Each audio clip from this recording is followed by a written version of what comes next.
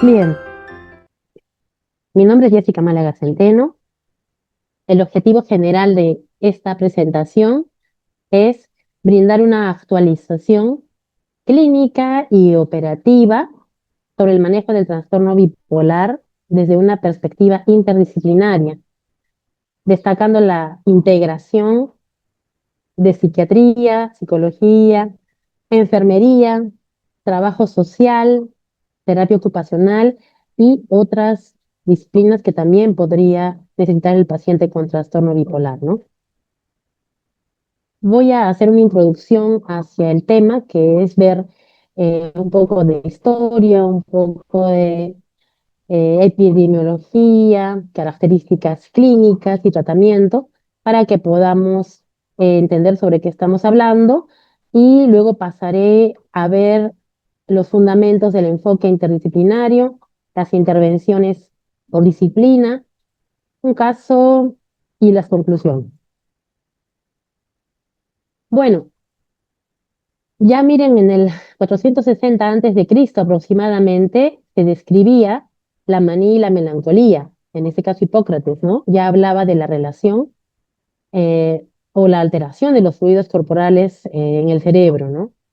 El término manía ya en esa época se correlacionaba con un estado de inspiración, ira o un temperamento hipertímico.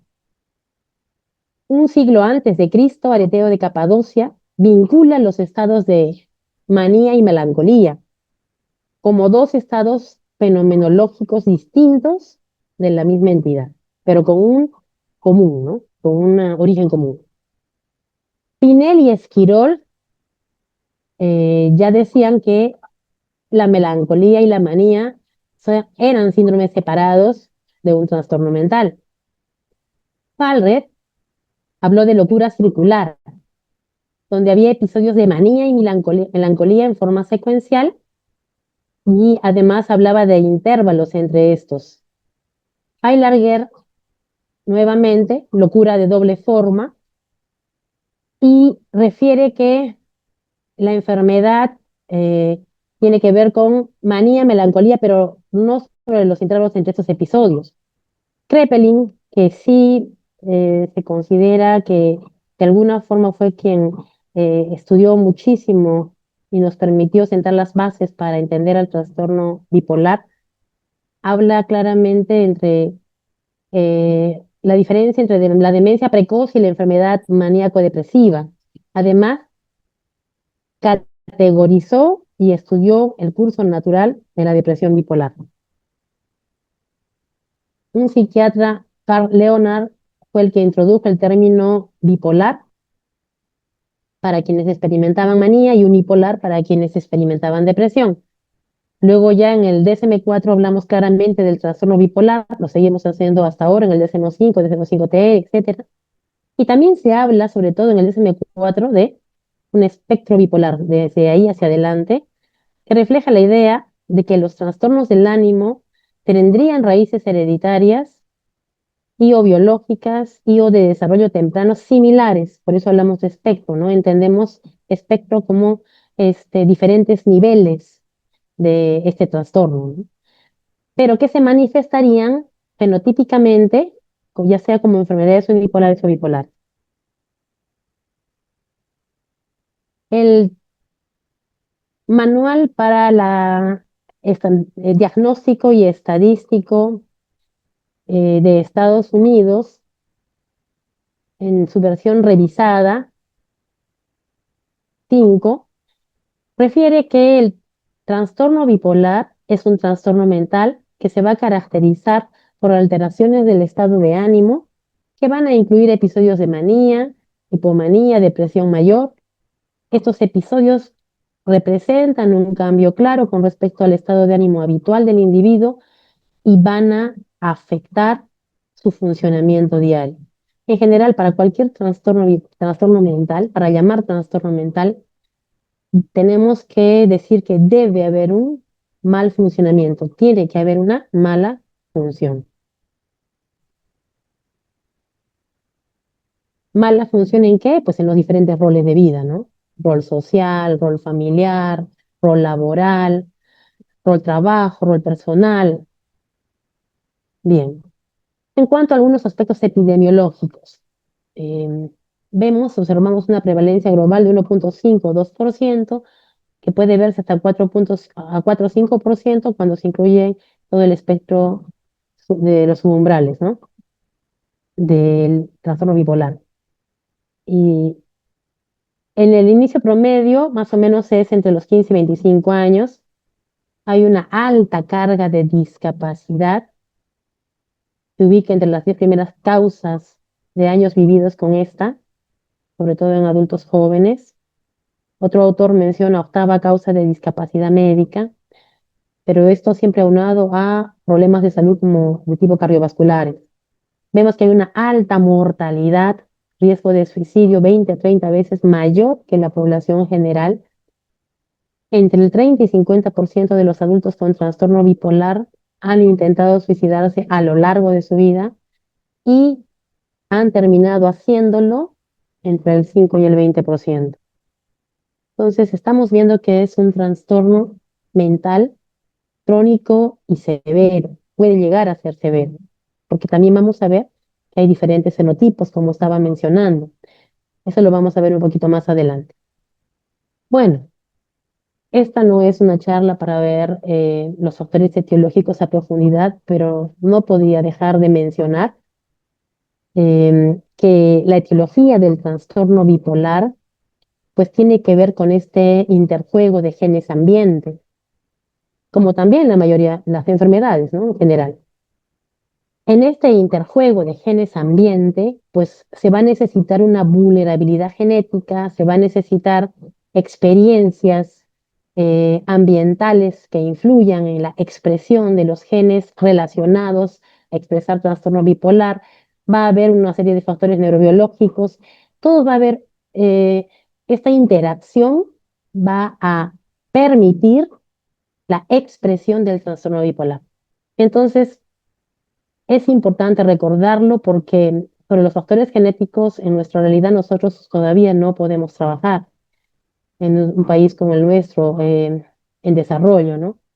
Pero sí podemos trabajar sobre los factores ambientales, porque estoy hablando de un enfoque interdisciplinario para mejorar la calidad de vida del paciente, disminuir o enlentecer o detener esa progresión de la enfermedad y este, mejorar también su calidad de vida, ¿no?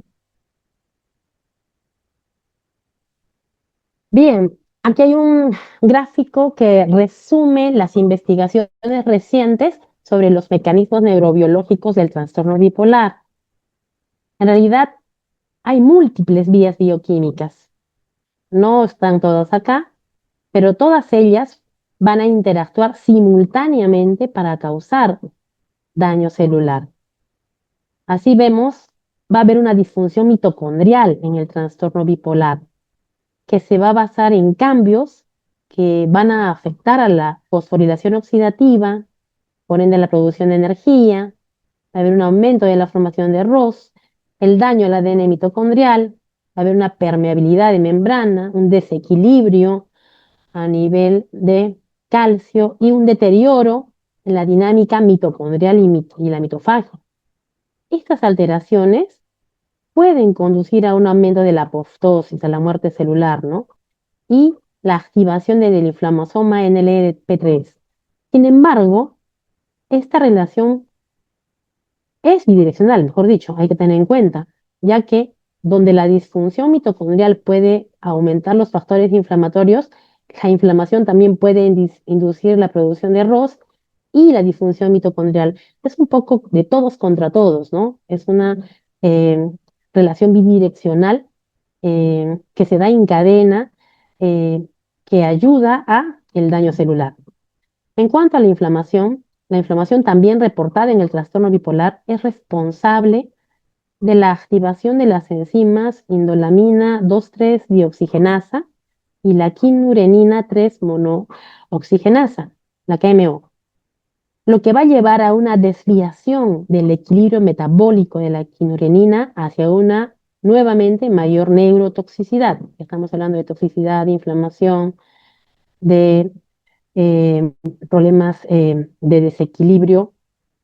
Eh, Además, los mediadores inflamatorios y los mecanismos de estrés ya mencionados van a interactuar y van a activar al famoso eje córtico, hipotálamo, pituitario, adrenal, lo que va a resultar en una secreción de corticosteroides desde la corteza suprarrenal. En el trastorno bipolar se cree además que la retroalimentación negativa del cortisol al hipotálamo y a los componentes hipofisarios va a estar alterada, lo que va a llevar a una activación continua del eje y a una liberación excesiva de cortisol. Como anteriormente me precedió el colega, ha mencionado la importancia y el daño que puede ocasionar en la neurona la disfunción del cortisol, ¿no? Entonces los receptores de cortisol se van a desensibilizar, lo que va a provocar un aumento en la actividad de los mediadores inmunitarios proinflamatorios y una regulación negativa de factores neurotróficos como el factor neurotrófico derivado del cerebro. Además, los corticosteroides, perdón, se secretan rítmicamente, como sabemos, mostrando patrones ultradianos y circadianos. Y los genes relacionados con clock regulan directamente la expresión del receptor de glucocorticoides. Entonces, los ritmos circadianos en el paciente con trastorno bipolar también van a desempeñar un papel en el funcionamiento mitocondrial, porque intervienen en la regulación de la biogénesis, de la fisión, de la función y de la mitofagia. Ya estamos hablando ahora de la importancia de que un paciente con trastorno bipolar duerma a sus horas y trabaje a sus horas, ¿no? Mejor dicho, respetando el ritmo circadiano. Estas alteraciones podrían iniciar entonces un círculo vicioso donde múltiples sistemas y mecanismos exacerben y escuchen, por favor, aceleren el daño celular. Por eso no es rara la progresión en el trastorno bipolar, la progresión de la enfermedad del trastorno. Asimismo, exacerben la disfunción sináptica y el deterioro de la neurogénesis, lo que va a resultar en cambios estructurales cerebrales progresivos y deterioro cognitivo que se cree contribuyen a la neuroprogresión del trastorno. Entonces, esta gráfica nos puede ayudar, en resumen, a ver cómo a través de diferentes vías va a ver esta progresión del trastorno bipolar y también a entender la cronicidad, o sea, eso es un trastorno crónico, y también a entender el porqué de las recaídas y por qué con cada recaída, por qué con cada hospitalización, pues hay más deterioro cognitivo y más deterioro funcional, ¿no? Porque hay daños. También se habla de daños estructurales, hay daños funcionales, hay daños estructurales, eh, que van a influir en el comportamiento de la persona con trastorno bipolar. Esta no es una charla para hablar de estos factores, pero creo importante mencionar también eh, que los factores genéticos tienen un peso importante, como estamos viendo, 60-85% puede haber de heredabilidad, ¿no? Por ejemplo, en ciertas circunstancias. Los factores ambientales son muy importantes y les decía yo que son los que nosotros vamos a poder trabajar en esta forma interdisciplinaria, ¿no?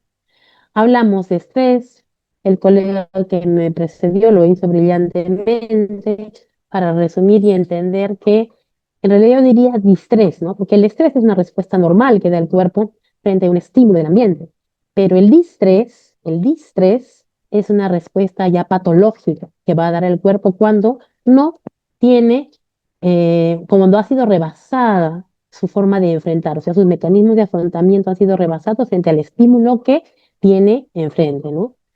Entonces, ¿qué va a pasar?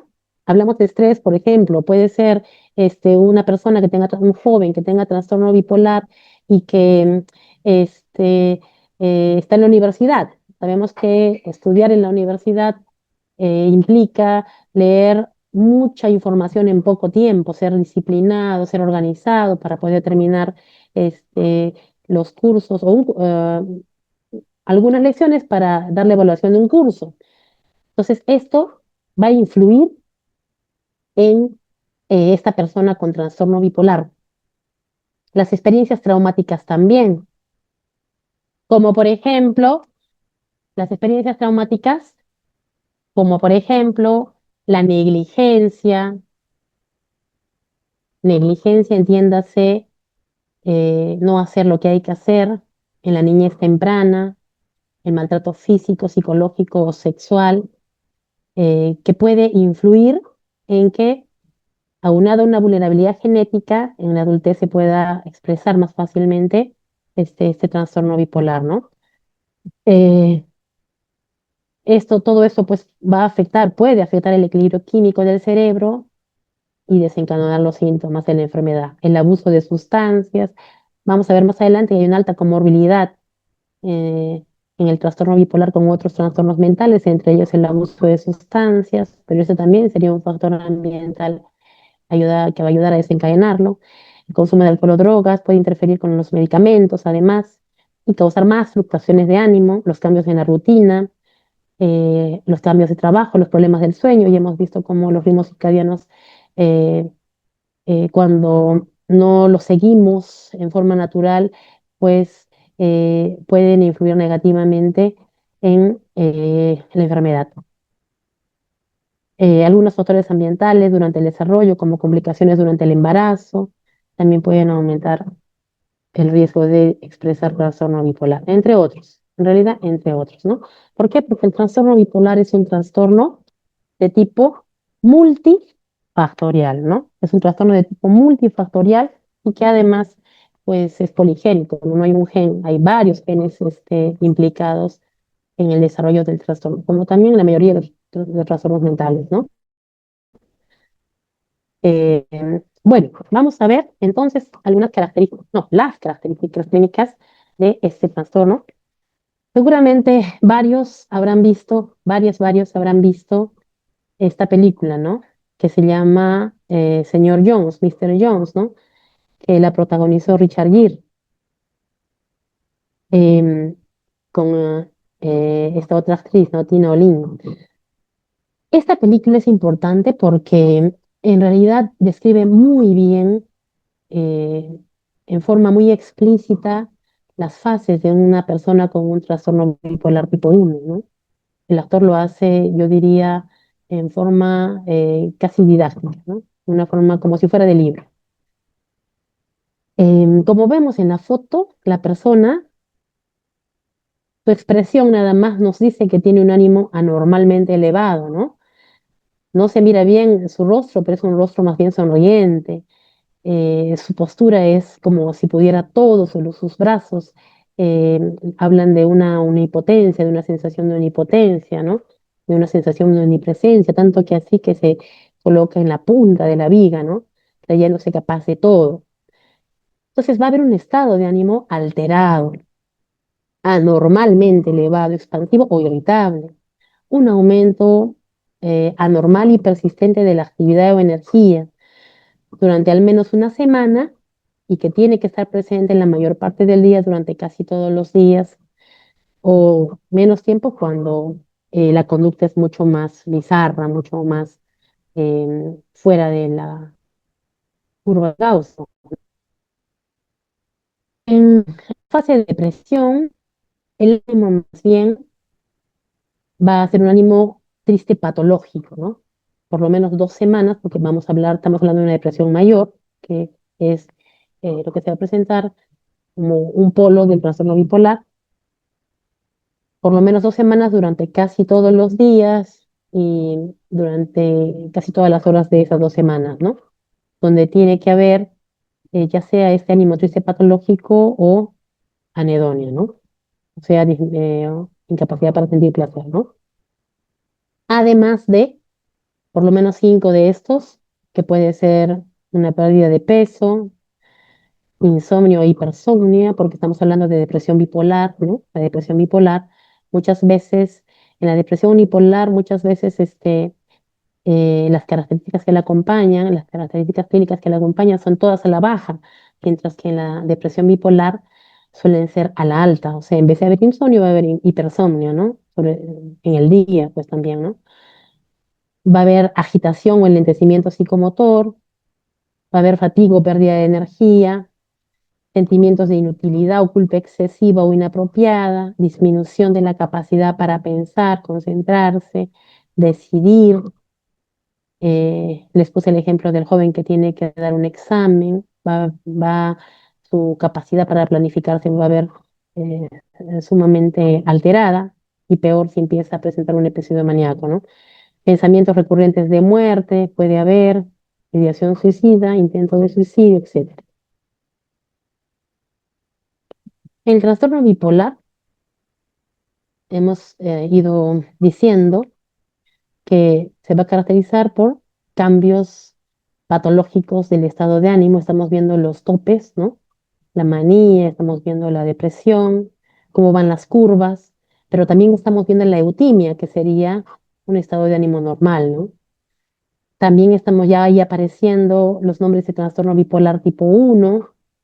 En este caso, está justo con la línea horizontal que se asocia con la manía, y el trastorno bipolar tipo 2, que también vemos la línea que tiene que ver con la hipomanía, que ahora los vamos a definir. Y la ciclotimia. Todos ellos em, son los tipos de trastorno que reconoce el DSM-5, TR, ¿no? Y la manía, depresión, manía, hipomanía, eutimia, depresión, ¿no? Depresión como enfermedad, ¿no? Como trastorno. Entonces, los tipos que reconoce el DSM-5, versión revisada, de trastornos bipolares y relacionados, pues son el trastorno bipolar tipo 1, que se va a caracterizar por al menos un episodio maníaco. Los episodios depresivos mayores son frecuentes, pero no son necesarios para el diagnóstico. El trastorno bipolar tipo 2, que más bien va a requerir al menos un episodio hipomaníaco y un episodio depresivo mayor. El trastorno ciclotímico, que va a implicar numerosos periodos hipomaníacos y depresivos, pero que no van a cumplir los criterios de hipomanía o depresión mayor, ¿no? Y que tienen que persistir por lo menos 2 años. El trastorno bipolar y relacionados, hay otros, como el trastorno bipolar y relacionados, inducidos por sustancias, medicamentos, debidos a otra afección médica, y los no especificados, ¿no? También es importante ver que hay episodios mixtos. Y en el caso del DSM-5, revisión revisada, y la clasificación internacional de enfermedades 11, pues hay unas pequeñas diferencias, ¿no? Al momento de hacer diagnósticos. Como por ejemplo, en el DSM-5, versión revisada, debe haber presencia de síntomas del estado de ánimo opuesto, es decir, síntomas depresivos durante un episodio maníaco y viceversa, que no cumplen todos los criterios de un episodio depresivo mayor o maníaco.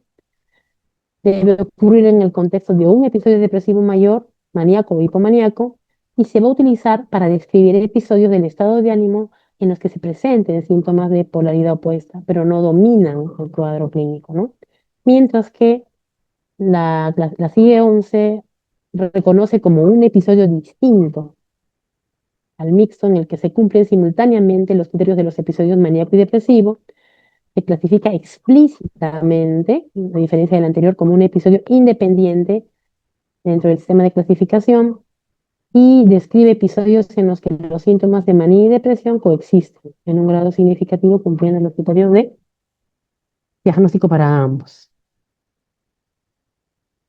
Lo podemos evaluar a través, además de diferentes escalas, como estamos viendo acá: la Yomanía para la severidad de la manía, el MADRS para la depresión, el FAS para el funcionamiento diario, la Inside Scale para la percepción del propio trastorno, y la BRQ para el riesgo de recaída, ¿no? Son escalas que nos van a ayudar para evaluar a largo plazo a la persona con trastorno bipolar, y cómo va yendo su tratamiento y cómo va sintiéndose, incluso para su calidad de vida, ¿no? Les decía que el trastorno bipolar tiene alta comorbilidad, de ahí la complejidad con su tratamiento, diagnóstico y tratamiento en realidad, ¿no? Porque se dice que el diagnóstico puede demorar 7 años o más, ¿no? Porque muchas veces se va a confundir con, por ejemplo, depresión unipolar, ¿no? Em, pero las comorbilidades son frecuentes, ¿no? Casi diría es la regla. Lo poco frecuente es que no haya comorbilidades en el trastorno bipolar. Más frecuentemente trastornos de ansiedad, trastornos de abuso de sustancias. También con déficit de atención e hiperactividad hay comorbilidad, trastornos de personalidad, el límite, por ejemplo, y ya habíamos hablado un poco de suicidio, ¿no? Em, en relación al trastorno de déficit de atención, cuando uno tiene niños pequeños, muchas veces eh, se ha visto una relación de que de adultos también llegan a tener este diagnóstico, ¿no? Por eso siempre se tiene atención a este trastorno. En cuanto al diagnóstico diferencial, pues nos va a ayudar, por ejemplo, en el trastorno límite de personalidad, evaluar que em, hay inestabilidad crónica en el trastorno bipolar versus el trastorno límite de personalidad, que va a haber episodios claros, por ejemplo, y además en el límite ahí se desencadena por malas relaciones, disfunciones en la relación, eh, mientras que en el otro puede tener cualquier tipo de motivo para desencadenarse o incluso sin motivo, ¿no? En la esquizofrenia va a haber presencia sostenida de síntomas psicóticos. En el trastorno por consumo de sustancias, historia de uso, es importante tener en cuenta toxicología positiva. Cuando hablamos del diagnóstico diferencial con los trastornos depresivos recurrentes, hay que tener en cuenta que va a haber ausencia de fases maníacas o hipomaníacas, ¿no? En los objetivos del tratamiento están mejorar la función cognitiva y obviamente regular el ánimo, ¿no? Abordar los trastornos circadianos. Hemos visto la importante relación que tiene con la inflamación y con este rebote en cadena, eh, con las otras vías de la inflamación que se relacionan con el trastorno bipolar, ¿no? Controlar las comorbilidades de trastornos mentales y también las comorbilidades médicas, porque también el trastorno bipolar tiene comorbilidades médicas importantes, sobre todo con lo que tiene que ver el síndrome em, metabólico, ¿no? Las personas con trastorno bipolar suelen tener frecuentemente problemas de diabetes, de presión alta, de sobrepeso, entre otros.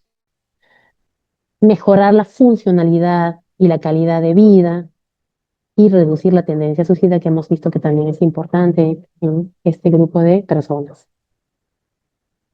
La intervención farmacológica, es importante decirlo, es una piedra angular, porque estamos viendo que hay daños, estamos viendo que hay una carga genética, estamos viendo que hay un mal funcionamiento y también hay daños en la estructura y hay mal funcionamiento también en la parte biológica. Entonces vamos a necesitar usar fármacos. ¿Para qué? Para conseguir regular ese estado de ánimo, para que podamos luego eh, trabajar sobre las otras formas de tratamiento no farmacológicas, porque el cerebro aprende solamente cuando está lo suficientemente tranquilo.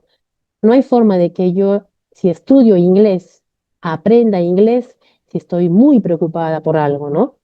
No hay forma, porque voy a estar pensando en una cosa, voy a estar pasando por otra, la profesora va a estar hablando de hello o how are you, y yo no voy a aprender. Entonces voy a necesitar los medicamentos para poder trabajar con las otras formas de intervención no farmacológica. Entonces, por eso es que se va a ver complementada o complementado el tratamiento con intervenciones psicosociales, modificación del estilo de vida, entre otros. Bueno, pero este trastorno hemos dicho que tiene diferentes fases, ¿no? Va a haber una fase aguda, va a haber una fase también de que la persona ya está estable, entonces va a haber una fase de mantenimiento, ¿no? En la fase aguda, ya sea de manía o de depresión bipolar, como vemos ahí, hay medicamentos que creo que la siguiente lámina es más más explícita en relación a los medicamentos, ¿no? Em, en Estados Unidos la FDA es la que aprueba qué medicamentos usar y en Europa es la EMA que aprueba qué medicamentos usar. Como ven, no hay consenso. Nosotros mayormente seguimos lo que dice la FDA, ¿no? Aquí estamos viendo agentes conocidos para nosotros, para depresión bipolar, lo que aprueba la FDA, lo que aprueba la EMA, difieren un tanto. ¿Y por qué no lo aprueban? ¿Por qué en la depresión bipolar y por qué en la manía no han sido aprobados en estas dos importantes organizaciones de regulación de medicamentos? Porque algunas veces este, los laboratorios o los investigadores que realizaron los trabajos doble ciego, transnacionales, etcétera, pues no cumplieron con todo lo que pidió la organización para que les diera el visto bueno. Eso es lo que pasa, ¿no? Pero aquí estamos viendo, hoy ya no es motivo de esta charla, pero sí me importa ver que hay medicamentos para la depresión bipolar, hay medicamentos para la manía específicos, hay medicamentos también para el mantenimiento, ¿no? También hay medicamentos que se usan para la fase de mantenimiento. Aquí estamos viendo que hay medicamentos para la primera línea del tratamiento, luego ahora pues segunda línea y luego ya haremos como quien dice eh, mucha más, usaremos ayudantes, medicamentos de tercera línea cuando no funcione, ¿no? Para regular, intentar regular eh, a estos cambios de ánimo del paciente patológicos y llevarlo a episodios mayores, más episodios de eutimia. Pero hay medicamentos para la primera línea, tanto en el mantenimiento como en la depresión bipolar, en el momento de depresión bipolar, como en el momento de manía, ¿no? Que siguen sus propios criterios, que se tienen que fichar o cambiar cuando no funcionan, etc.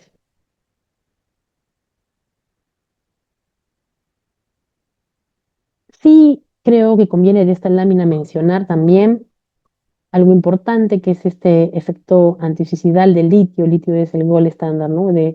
Desde tantos años hasta ahora, seguimos usándolo porque funciona, no en todo, funciona. Pero también algo importante de la lámina, les decía, es que necesitamos hacer controles por los medicamentos que usamos de la función tiroidea, del aumento de peso, del perfil hepático, del perfil lipídico, porque varios de los medicamentos que se usan en el presente para trastorno bipolar pueden coadyuvar a el desarrollo de un síndrome metabólico. eh, ya en sí el trastorno bipolar, solamente por una persona tener el trastorno bipolar, va a tener más vulnerabilidad a desarrollar problemas metabólicos, ¿no? Aunado al tratamiento, podría pues ya expresarlo de una forma más explícita y con más complicaciones. Por eso es importantísimo el tratamiento interdisciplinario y los controles de los medicamentos que hacemos, como valorar los niveles de litio, de valproato y los ya mencionados, y las evaluaciones con el nutricionista y otros médicos, cardiólogo, endocrinólogo, que pudiéramos necesitar para poder tratar de una forma integral al paciente con trastorno bipolar. Hay otras intervenciones no farmacológicas que también están basadas actualmente en evidencia para tratar el trastorno bipolar, como estamos viendo, que son intervenciones de estimulación cerebral. Aún se usa la terapia electroconvulsiva con buenos resultados y ciertas indicaciones, y otras, como vemos, Eh, hay intervenciones basadas en el ritmo circadiano y hemos visto la importancia en pacientes con trastorno bipolar de respetar esos ritmos circadianos. Y también en situaciones especiales podemos usar estas terapias buscando semejar el ritmo circadiano, ¿no? Como la terapia de luz brillante, terapia de ritmo interpersonal y social, etcétera. Intervenciones psicosociales. eh, las personas, como estamos viendo, las personas con un trastorno bipolar van a necesitar, vamos a necesitar trabajar con las personas que viven con una persona con trastorno bipolar. Mientras más grave sea el trastorno, va a necesitar cuidado. Mientras eh, menos grave o más leve sea, pues va a ser más independiente la persona, se va a poder desarrollar mucho menor. Eso quiere decir que va a tener mucho menor daño también. Pero sea cual sea el caso, ya sea que sea, les pongo un ejemplo, un médico con trastorno bipolar casado con hijos con consulta, eh, o que sea una persona con trastorno bipolar tipo 1 que no terminó el colegio, no tiene trabajo, depende de su familia, cualquiera de los casos, necesitamos trabajar con los familiares o con las personas cercanas a la persona que padece el trastorno bipolar, ¿no? Para el soporte social y también para que puedan ellos entender el trastorno y no ser fuentes de estrés para el paciente, sino más bien fuentes de apoyo, ¿no? Vamos a trabajar en evitar, para disminuir la disfunción familiar o para llegar a acuerdos con la pareja, con los hijos, etcétera. O incluso también, como vamos a ver más adelante, pues en el centro laboral, etcétera. Hay las psicoterapias, una de ellas muy eh, medida con evidencia, como la terapia cognitivo-conductual, que nos permite ver eh, las distorsiones cognitivas que tienen los pacientes con trastorno bipolar y reestructurar cognitivamente estas distorsiones para que los pacientes puedan ver lo que les sucede de una forma más objetiva, más real y con mucho menor sufrimiento. Por eso de ahí la importancia de hacer psicoterapia con estos pacientes, ¿no? Que les va a ayudar a ver la vida de una forma mucho más objetiva, más real. Eh, la rehabilitación funcional, porque estamos hablando de deterioro cognitivo, ya hablé de la terapia familiar conjunta un tanto, también está aprobada la terapia cognitiva basada en la atención plena. Atención plena, entiéndase por mindfulness, ¿no? El mindfulness es, en realidad dicen que es una forma de vida. Otros lo llaman como una corriente terapéutica, porque ayuda a estar en el aquí, y en el ahora, y es otro tipo de terapia que está muy en boga.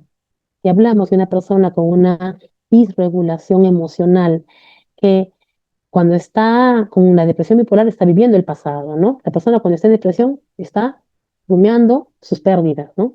Reales, imaginarias, y principalmente la depresión está relacionada con el pasado. Cuando está en manía puede estar en el futuro o creyendo poderes, etcétera, ¿no? O sea, en el otro polo, diferente. Entonces, la atención plena ayuda mucho a enfocarse a la persona en el aquí y en el ahora. El mindfulness, hay trabajos muchísimos probados que ayudan a las personas en general con trastornos mentales a su autorregulación, de la regulación emocional, ¿no? Es como un aprendizaje, les decía yo, como aprender inglés, aprender a estar atento al aquí y a la ahora, ¿no? La psicoeducación básica, dieta, y son muchos trabajos sobre ella, que es básica para eh, disminuir las recaídas, incluso mejorar la calidad de vida del paciente con trastorno bipolar, mejorar el pronóstico del paciente con trastorno bipolar, al entender mejor su trastorno. Es básica en el tratamiento de un paciente con trastorno bipolar y las terapias de apoyo, terapias grupales.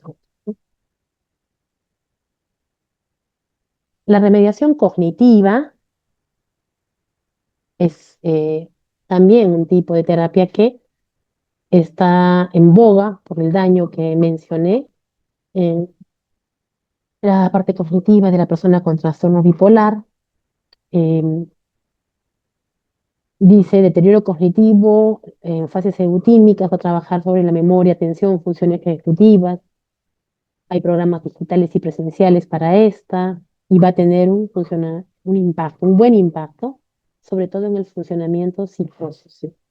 La medicación, les decía yo, es una piedra angular, sí, pero no es suficiente. Nos ayuda a que pueda aprender, a que pueda este, abrirse a la vida, que pueda mejorar sus relaciones, porque va a estar más regulado, pero no hace el trabajo de lo que trajo ese paciente en la crianza. Eso no lo cambia, no cambia de si es que una persona con trastorno bipolar le termina una relación, probablemente pensaría en matarse. eh, A diferencia de una persona que no tenga este trastorno, que esté eutímica, pues entendería que eh, no le conviene continuar con una persona que no está interesada en mantener una relación, ¿no? Entonces, es todo un trabajo en la parte cognitiva que va a influir, que puede influir positivamente en la persona que padece un trastorno, ¿no? Intervenciones psicológicas efectivas, ya hemos hablado un poco, pero es importante mencionar nuevamente la psicodieción, el manejo del estrés. El manejo del estrés son personas que tienen mucha disregulación emocional, hemos dicho. Em, la TCC, la terapia cognitivo-conductual, nos va a ayudar con la prevención de recaídas. La interpersonal y el ritmo social nos va a ayudar a estabilizar rutinas y relaciones sociales. El mindfulness ya hablé. Obviamente, este tipo de terapias, como les dije, van a venir cuando el paciente ya está estabilizado. Y la remediación cognitiva que va a mejorar los déficits, podría mejorar los déficits en memoria de trabajo, funciones ejecutivas, velocidad de procesamiento, entre otros. Todo ello, ¿qué va a ayudar? A una mejor funcionalidad psicosocial, a una mejor adherencia al tratamiento y a un más pronto retorno laboral en las personas que puedan volver según el tipo de trastorno. Bien, factores de buen pronóstico, un diagnóstico precoz del trastorno, una buena adherencia al tratamiento, un buen soporte familiar, pocas comorbilidades. Factores de mal pronóstico, inicio precoz del trastorno, abuso de sustancias, múltiples hospitalizaciones, bajo ensayo. Barreras que dificultan el manejo. Hay retos diagnósticos, ya hemos hablado del diagnóstico tardío, ¿no? Debido a una presentación inicial que puede asemejar a depresión bipolar, a diagnóstico erróneo, infradiagnóstico, y también falta de biomarcadores para confirmar la impresión clínica. Aunque les digo que el último año, en el 2024, sobre todo a finales del 2024, estaban trabajando mucho en Europa para hallar biomarcadores que ayudaran a hacer diagnósticos más tempranos, sobre todo en personas que para iniciar el tratamiento más temprano y evitar todos los daños que puede ocasionar la progresión de la enfermedad, ¿no? Se está trabajando mucho en Europa en esto, ¿no? Pero sí se ha visto que hay eh, en la PCR está más aumentado. O sea, hay indicadores, pero como no son etiopatogénicos, o sea, no nos indican, no son solo del trastorno bipolar, pues no son muy útiles, ¿no? Hay marcadores inflamatorios que se ven en personas con trastorno bipolar, pero no son útiles porque se pueden presentar también en otros trastornos. Heterogeneidad clínica, ya hemos visto que hay gran variabilidad en la presencia de los síntomas y la evolución de la enfermedad. Variabilidad en el tratamiento, hemos visto también que la hay. Sí, ya, no se preocupe. Pues ya estamos para hacer. Nos falta 4 minutos. Ya, Gracias. hay gran variabilidad en el tratamiento, las comorbilidades, la adherencia y estigma, el acceso a la atención, no es igual para todos, como vemos en nuestra realidad, y un limitado acceso a trabajar con los cuidadores de los pacientes o las personas que viven con los pacientes, ¿no? El enfoque interdisciplinario es importantísimo. ¿Por qué? Ya les he ido hablando a lo largo de la charla, porque va a permitirnos el trabajo conjunto, pero con objetivos compartidos. O sea, todos estamos con el paciente viendo todos teniendo objetivos claros. Nos va a permitir mejorar la adherencia, la funcionalidad y nos va a prevenir recaídas. Además que nos va a mejorar el pronóstico, ¿no? El psiquiatra va a velar por el diagnóstico, la farmacoterapia, la psicoterapia, va a coordinar, cuando sea el caso, y va a coordinar el tratamiento. El psicólogo nos va a ayudar mucho con la psicoterapia, la evaluación neuropsicológica, la remediación cognitiva. La enfermera, el enfermero, con la educación en salud, el monitoreo a la adherencia al tratamiento, la detección de signos de recaída. En realidad vamos a ver una lámina más donde nos va a ver que esto va a depender mucho también de la fase en la que se encuentre el paciente.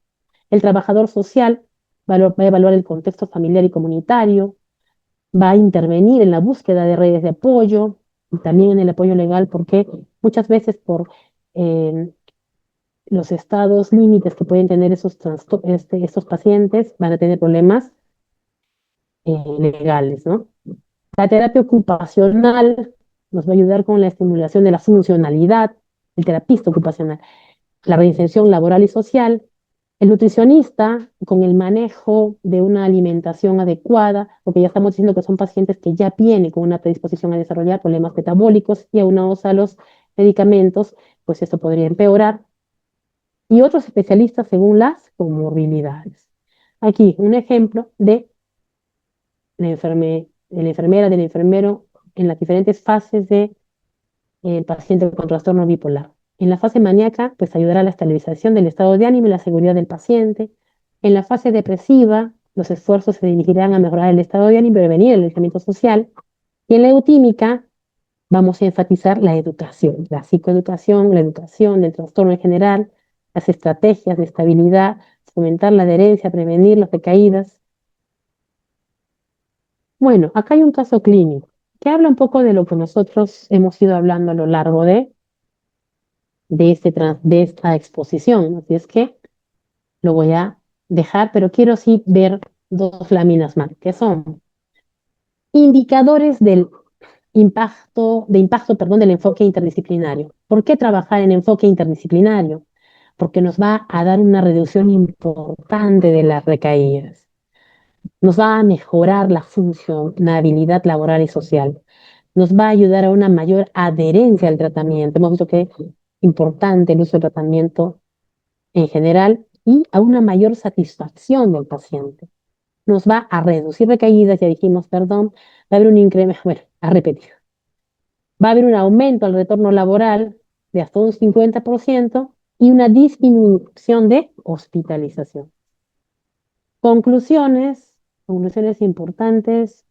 La intervención temprana y la continuidad del cuidado son esenciales. La remediación cognitiva y la psicoeducación y la psicoterapia son componentes claves de la atención integral. El abordaje interdisciplinario mejora los resultados clínicos, funcionales, la calidad de vida y el pronóstico del paciente con trastorno bipolar. Bien, eso es todo. Ya, ya, eso es todo.